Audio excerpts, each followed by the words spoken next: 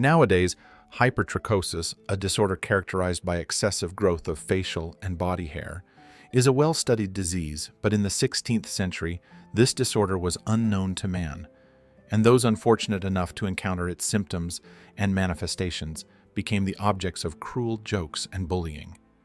This is exactly what happened to Petrus Gonsalvus, whose story, according to most researchers, formed the basis of the famous fairy tale Beauty and the Beast by Gabrielle Suzanne Barbeau de Villeneuve.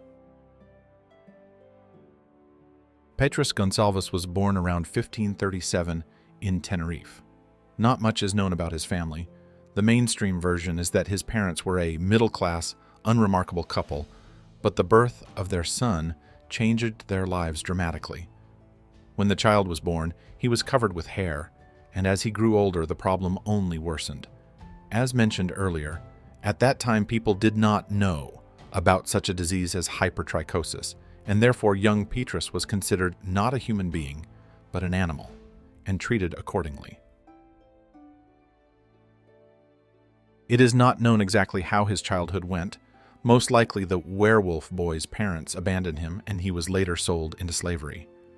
Until the age of 10, Petrus was kept in a cage and fed on raw meat and waste, while curious islanders and visitors enjoyed watching him live his life locked up. No one spoke to the boy, even though he was intelligent and had no brain abnormalities. The people around him believed that he was incapable of rational thought, so they only laughed at him and complained when he did not obey their commands like a trained animal.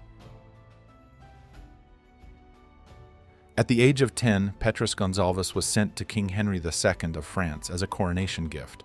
At first, the boy was thrown into prison, but after he gave his name, originally he called himself Pedro Gonzalez, but at court his data was changed, and he was examined by the court physicians.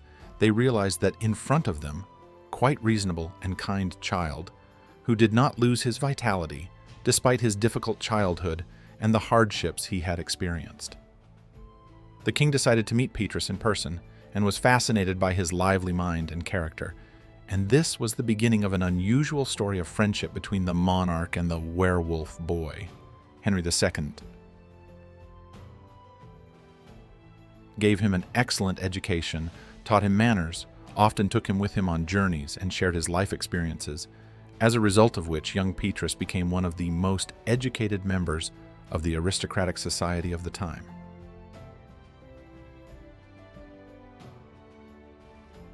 However, his life soon changed dramatically again. When the French king died in 1559, Petrus fell under the care of his wife, Catherine de' Medici, who disliked him and regarded him as a beast. She put him back in his cage and began to show him to guests as a live attraction, and later decided that the palace needed more such entertainment, and chose a bride for Petrus, with whom he was to procreate. The choice fell on the daughter of a rich merchant, Catherine Raphaelin. The girl was famous for her incredible beauty and brilliant manners, and therefore her parents had no doubt that the widow of Henry II will choose a suitable groom for her. According to legend, the girl never saw her future husband until the wedding day, and when the time came to meet him, she fainted when she saw in front of her Forest Man, as he was nicknamed in the palace. However, very soon, Catherine, who had a good heart, was able to discern the true nature of her husband. Getting closer to Petrus, she realized that he is smart, educated, modest, and kind, and his difficult fate and difficult childhood did not anger him at all, but, on the contrary, taught to sympathize with people and believe in the best.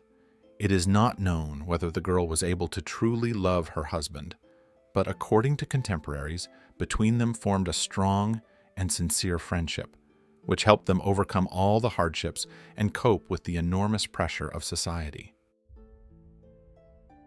Catherine and Petrus had 7 children by marriage, 4 of whom, as Catherine de' Medici had hoped, were born with hypertrichosis. All of them were forcibly removed from their parents and presented to the queen's cronies as pets. Very soon, the heirs of an unusual family became famous throughout Europe. Representatives of the aristocracy gladly showed them at exhibitions, took them with them on trips abroad, ordered their portraits from the best artists of the time, and gave the children turn children to their friends and patrons. It is believed that this is where the history of the freak circus, shows featuring physically disabled performers, began. No evidence of how Petrus endured such abuse of his own children has survived, but it is easy to guess how hard it was for him and his wife to part and the subsequent ordeal. Soon after the death of Catherine de' Medici, the couple, together with their 3 children, who remained with them, left France and moved to a remote Italian village, where Margaret of Parma, illegitimate daughter of Charles V, took the couple under her guardianship. Thus, the family Gonsalvusa received royal status, but continued to be the subject of research by scholars, including Ulisse Aldrovandi, who took a keen interest in Petrus's illness and studied the nature of his pathology in detail, as well as a target for the local public who wanted to see for themselves the shapeshifter and his family. By the way, the surviving portraits of Petrus and his children were always depicted in expensive clothes, which at that time were worn only by members of the upper classes. But this tradition was not related to the fact that the Gonsalvus couple was directly related to the royal family. The point is that in this way, the customers of the works wanted to emphasize the contrast between the luxurious clothes and the repulsive appearance of the depicted people, thus trying once again to ridicule their illness. Later, portraits of the couple from different years were found in the private collections of royalty, with a place for them in special rooms called the Cabinet of Curiosities or the Cabinet of Rarities. For example, a very impressive collection of such works of art was found at Ambras Castle in Tyrol, including a portrait of Petrus Gonsalvus by Georg Hofnagel. The subsequent history of the Gonsalvus family is unknown. According to one version, throughout their lives the couple were the subject of ridicule and harassment from the aristocracy. According to another, the couple found their home in the Italian region of Lazio and were able to live a quiet and peaceful life until a very old age. According to the surviving data, Petrus Gonsalvus died at the age of 81, and Catherine, who suffered the loss of her husband, died 5 years later. Most folklore scholars believe that it was this sad story that inspired Gabrielle Suzanne Barbeau de Villeneuve to write her famous fairy tale, Beauty and the Beast. The main idea of which was the message that the most important thing in a person is his soul, not his outer appearance.